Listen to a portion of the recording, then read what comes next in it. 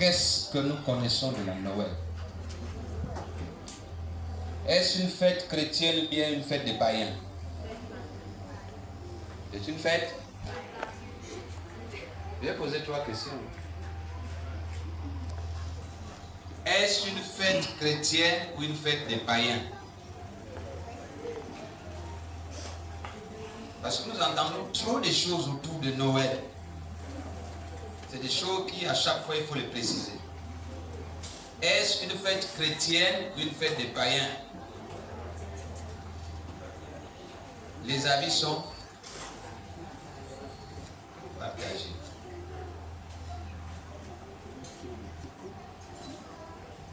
Est-ce une fête des enfants ou une fête de tout le monde? Une fête? Une fête de tout le monde.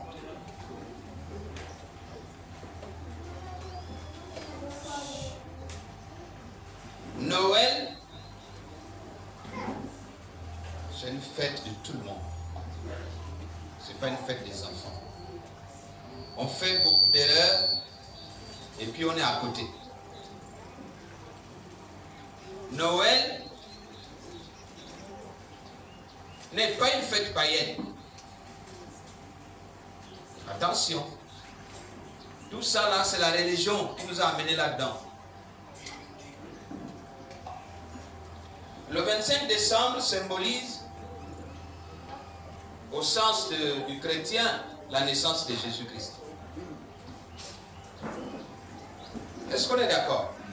Quand on vient ici, le 25 décembre, on se remémore quoi? La naissance de Jésus-Christ.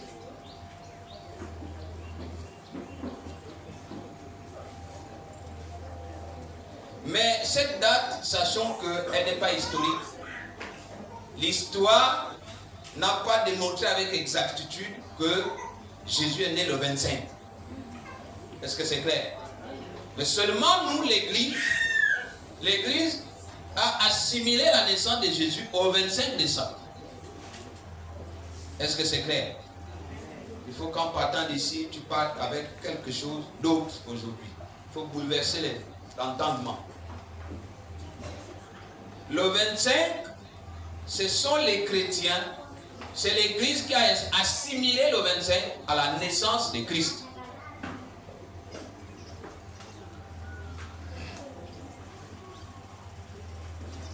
Mais pourquoi l'Église retient cette date? C'est ça qui est plus important. Pourquoi l'Église retient la date du 25 décembre? C'est la question à laquelle je vais répondre pour que ça vous fixe les choses, les idées.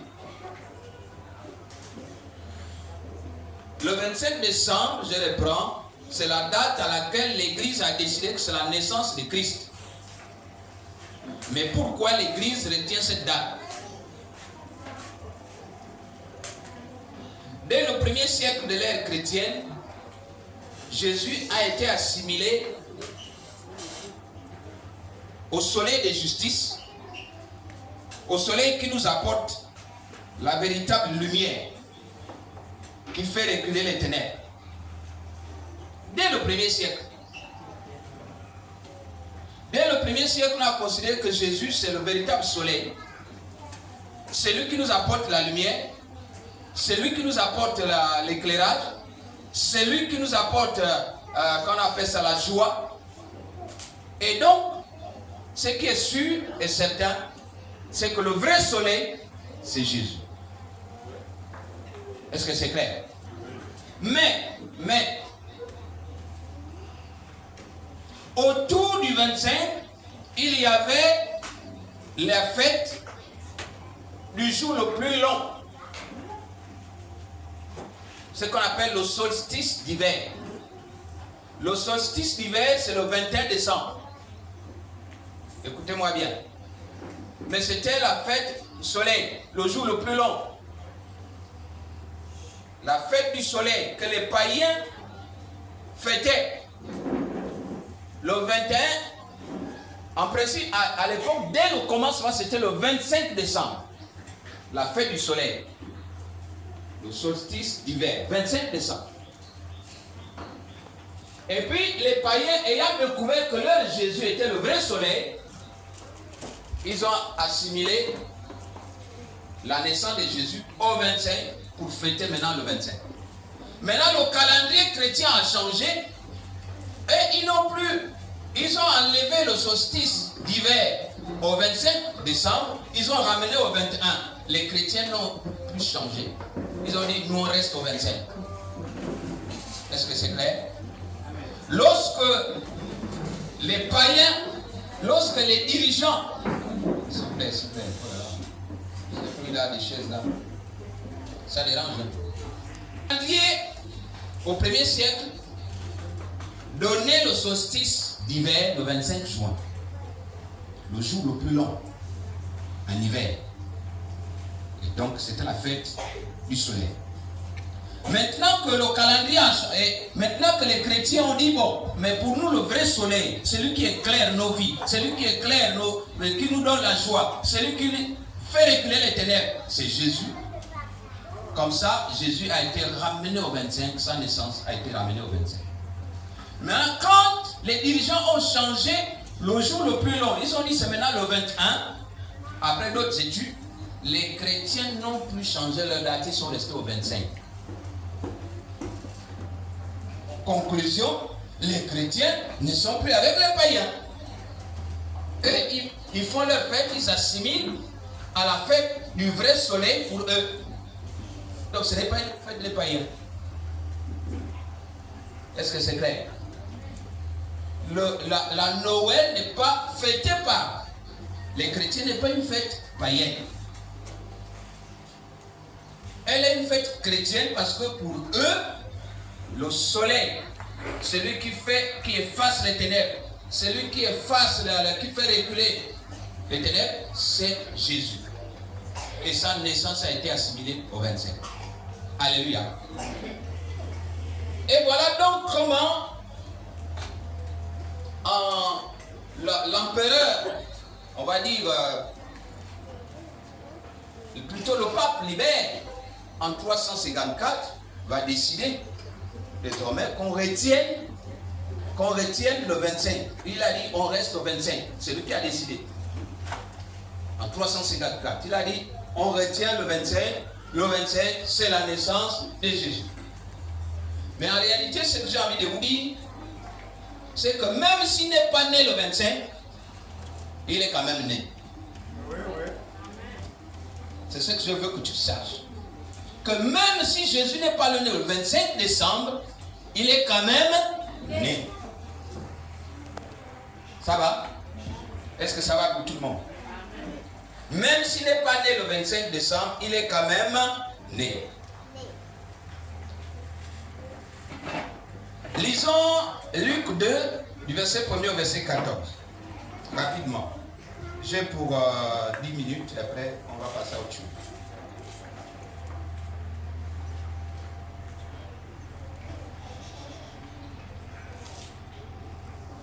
Verset 1er au verset 14.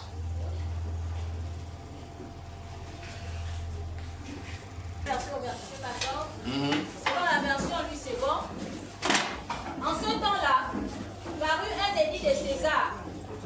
Auguste ordonna un recensement de toute la terre. Ce premier recensement eut lieu pendant que Quirinius était gouverneur de Syrie. Tout allait se faire inscrire chacun dans sa ville. Joseph aussi monta de la Galilée, de la ville de Nazareth, pour se rendre en Judée, dans la ville de David, appelée Bethléem, parce qu'il était de la maison de la famille de David, afin de se faire inscrire avec Marie, sa fiancée, qui était enceinte. Pendant qu'ils étaient là, le temps où Marie devait accoucher arriva.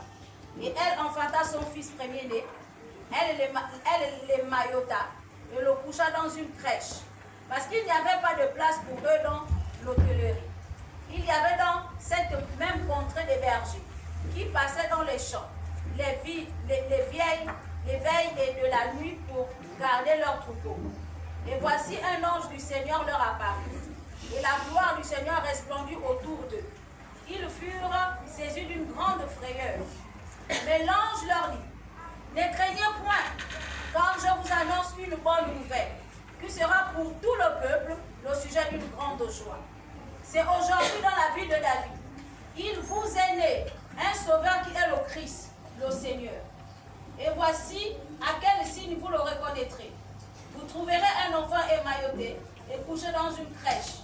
Et soudain, il joignit à l'ange une multitude de l'armée céleste, louant Dieu et disant: Gloire à Dieu dans les lieux très hauts, paix sur la terre, parmi les hommes qu'il agrée.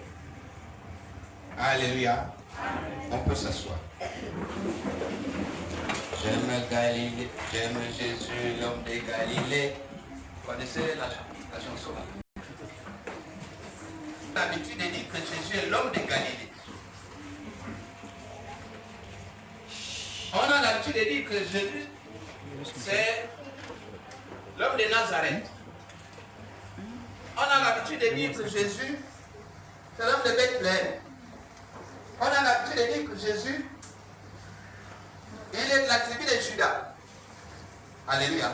Amen. Tout ça là, on va essayer d'éclairer rapidement. Le texte que nous venons de lire, ou dans le texte que nous venons de lire, Marie et son fiancé Joseph vont partir de la ville de Galilée, où habite Galilée. Marie et son fiancé Joseph habitent Galilée, dans la ville de quoi? De Nazareth. On va dire, le pasteur et sa femme habitent dans l'Angounier, dans la ville de Mouila. Est-ce que quelqu'un comprend ça? Quand tu habites l'Angounier, il faut préciser la ville dans laquelle tu habites. Tu habites l'Angounier, dans quelle ville? Dédé? Ou dans quelle ville? Peut-être les Bamba? Dans quelle ville? Peut-être, je ne sais pas, Mbigou, ainsi de suite. Marie et Joseph, son fiancé, étaient en Galilée, mais dans la ville de Nazareth. La grossesse là est arrivée à Nazareth. Le père et la mère habitaient à Nazareth. Donc Jésus est d'abord de Nazareth. Puis à la faveur d'un recensement, le premier recensement de la terre qui avait été annoncé, voici que le couple va partir de la Galilée, c'est-à-dire de la ville de Nazareth. Est-ce que c'est clair? Mais la femme est déjà en grossesse. Ils vont partir de la Galilée, de la ville de Nazareth, là où ils habitent, pour aller en Juda. Dans quelle ville? Dans la ville de Bethléem. Et c'est à Bethléem que Jésus va naître. Vous comprenez pourquoi tous ces noms-là lui sont associés. Quelqu'un, un couple qui part d'ici, de l'Angounier dans la ville de Mouila, qui va faire le recensement à Libreville, bon, donc dans l'estuaire, dans la ville de Libreville, on va faire le recensement, et arrivé là-bas à Libreville, ben la femme, le couple qui est parti, avec la femme qui était en grossesse, la femme va accoucher. L'enfant est né maintenant à Libreville, mais ils sont habitants d'ici. Alléluia. Amen. Donc, Jésus, son père, sa mère, sont de la Galilée, c'est-à-dire de la ville de Nazareth. C'est pour ça qu'on parle de Jésus de Nazareth. Mais Jésus est né à Bethléem, en Judée. C'est pour ça que vous entendez aussi parler du lion de la tribu de Juda. Ça va pour tout le monde? Voilà, je voulais donner juste ces quelques petites précisions qui peuvent aider les enfants. Le mot Noël, c'est un mot latin, juste pour dire naissance. Mais beaucoup plus nativité. Naissance, c'est un peu trop littéraire, mais nativité, c'est un peu plus spirituel, c'est proche de l'idée qu'on veut faire passer, c'est-à-dire dans la nativité, il y a un peu du mystique dedans. Mystique, c'est des choses un peu cachées qui ne sont pas à la portée de tout le monde. C'est pour ça qu'on dit mystique. Mais ce n'est pas sorcier. Mystique et sorcier, ce n'est pas la même chose.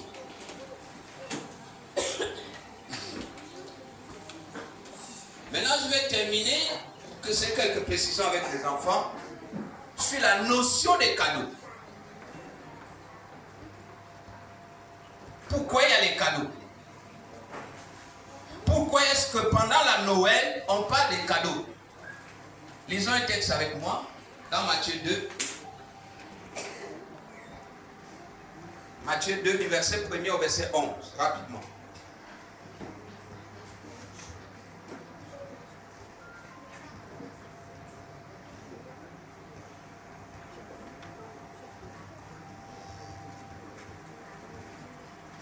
Et s'il vous plaît, avant, pour coller une dernière information sur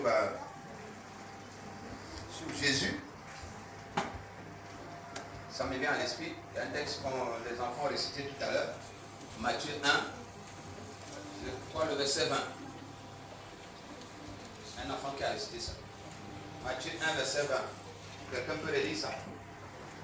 Destiné.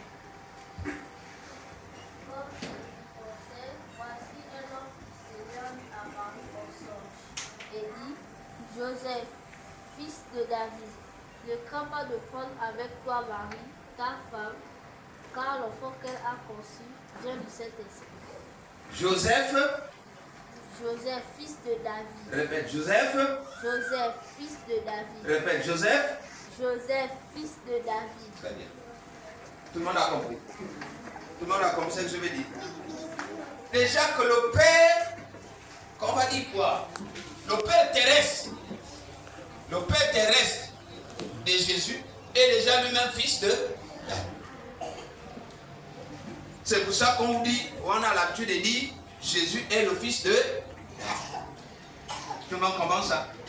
C'est écrit dans la Bible. Donc ce n'est pas des choses qu'on récite comme ça. Il y a un ange qui lui dit, attention, Joseph, fils de David. Si déjà Joseph, qui est le fiancé de Marie, est fils de David, c'est ce qui fait que Jésus lui-même est aussi fils de David. Ça va? Voilà. Ça, c'est des informations à donner aux enfants.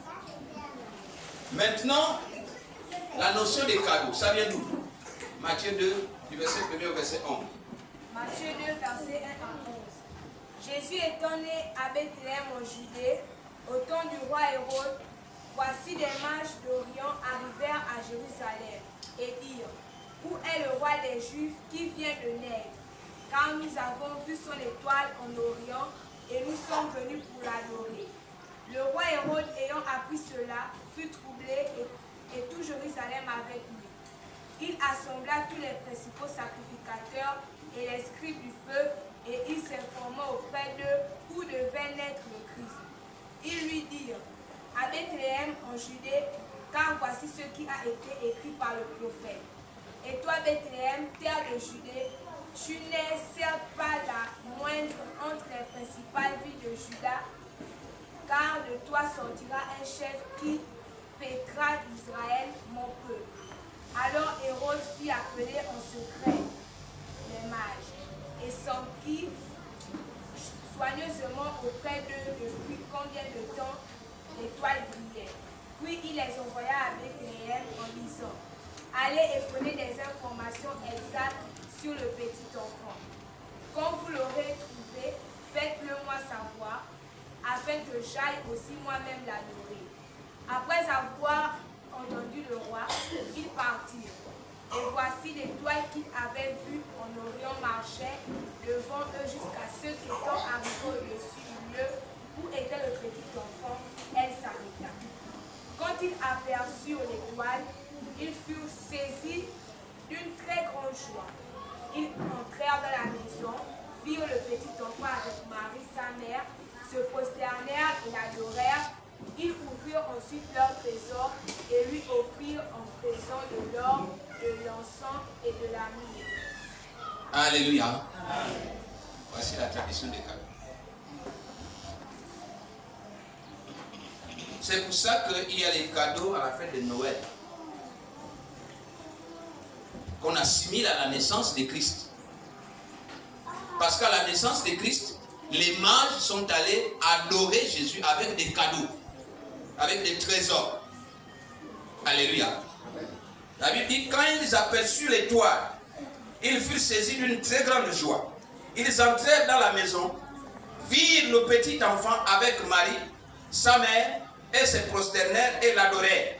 Ils ouvrirent ensuite leur trésor et lui offrirent en présent de l'or, de l'encens et de la myrrhe. Alléluia. C'est pour ça que il faut se faire les cadeaux. C'est pour ça que on doit se faire les cadeaux.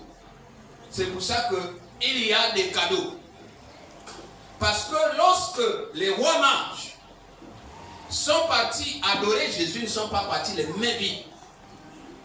Et c'est ça aussi qui dit que quand on veut adorer Jésus, quand on va adorer Jésus, il ne faut pas souvent aller les mains vides. En fait, c'est simplement pour perpétuer cet acte-là qui avait été posé par les rois mages. Alléluia. C'est en souvenir de cet acte qu'il y a eu, qui a eu lieu lors de la naissance de Christ, que les cadeaux étaient donnés et que nous perpétuons. Donc, les cadeaux, parce que souvent, vous savez, quand on n'a pas encore la grande connaissance, on dit tout, on entend tout, on fait tout. En fait, chaque 25 qui arrive, chaque Noël qui arrive, je fouille un peu, je cherche un peu, je fais un peu de recherche et je monte quand même un peu en connaissance. Parce qu'il y a des choses aussi que j'ai acceptées comme ça, sans bien les connaître. Alléluia. Les cadeaux, c'est ni païen ni chrétien. Les rois mages, on ne nous a pas dit que c'était des chrétiens. On ne nous a pas dit que c'était des chrétiens. C'est les gens qui sont allés. Ils ont été saisis de joie. Et ils ont dit, on va aller adorer parce qu'on nous a dit qu'il y a un roi qui nous est né. Bon, on va aller l'adorer, mais on ne peut pas aller les mains vides. Ils sont partis, ils ont amené les cadeaux, ils ont amené les présents. Et quand ils sont arrivés, ils ont déposé les présents. Bon, un enfant, vous comprenez aussi là, un enfant qui naît, je ne sais pas si quelqu'un sera inspiré. En fait, je dis ça pour que quelqu'un soit inspiré dans sa vie. Regardez un enfant qui naît aujourd'hui. Les gens qui viennent le voir lui apportent quoi? De l'or, de l'encens, de la myrrhe. Et vous voulez qu'il soit pauvre? Et vous voulez qu'il soit pauvre? Non. C'est-à-dire, dès sa naissance, on l'accueille avec quoi? Avec l'or, avec l'encens, avec la myrrhe. Et vous pensez que Jésus peut être pauvre? Si ça peut inspirer quelqu'un, que Dieu vous baptise. Alléluia. Si ça peut inspirer quelqu'un. C'est-à-dire que quand... Mais attention. Il faut être quelqu'un qui prie. Quelqu'un peut accoucher aujourd'hui. On vient rendre visite à l'enfant. Par exemple, la femme a accouché une petite fille. Moi, je viens rendre visite à l'enfant à l'hôpital. Je viens dire, bon, ce sera ma femme. Hein. Je dépose 100 francs, par exemple. Ou je dépose 500. Ou je dépose 1000 francs. Il faut faire attention. Si vous ne priez pas, ça peut être un vrai mariage. Je suis en train d'essayer. Dans le monde des ténèbres, ça peut être un vrai mariage. C'est-à-dire que je passe en blaguant, quoi. Je dis, non, ce sera ma femme, hein, je dépose 100 francs. Mais parfois, c'est un vrai mariage mystique. Mais or, ici, les mages ont scellé une alliance de vie avec Christ. Alléluia. Amen. Donc, il faudra faire attention. Bien, ce soir, je me réjouis. Je voulais que les enfants sachent que Noël n'est pas une fête des païens. C'est l'Église qui a décidé de célébrer la naissance de leur soleil. C'était la fête du soleil.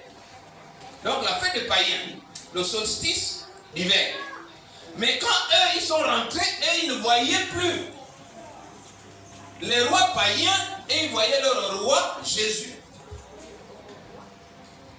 Bien que c'était maintenant le même jour. On peut décider de fêter le même jour. Écoutez. Écoutez-moi bien. Vous êtes né le 25 décembre. Vous voulez fêter votre anniversaire et puis on vous dit le 25 décembre c'est le fête des païens. Vous n'allez pas fêter votre anniversaire. On a seulement la malchance d'avoir les événements le même jour. Mais moi, ce que j'ai fait, c'est mon anniversaire. Je ne fête pas une fête des sorciers. On est d'accord? Voilà. C'est comme ça. C'est-à-dire qu'eux, ils ont assimilé le 25 à leur soleil, leur vrai soleil, le soleil de leur vie, le soleil de leur joie et le soleil de la paix. Le soleil, il est bon. Vous savez, la Bible nous dit que Jésus est le soleil, il est bon. Et donc, le 25 n'est pas une fête des païens, au sens religieux. Le 25, ce n'est pas le jour où nécessairement Jésus est né. Mais c'est un jour qu'on a adopté, que le pape Libère a décidé d'adopter en 354. Et les cadeaux, ce n'est pas aussi païen. Les cadeaux, c'est juste pour partager l'amour, pour partager la communion, pour partager la fraternité. Voilà le sens des cadeaux. Si quelqu'un a compris cela, que Dieu vous bâtisse. Célébrons Yahweh, célébrons le roi. Nous allons célébrer l'éternel des armées. Nous allons célébrer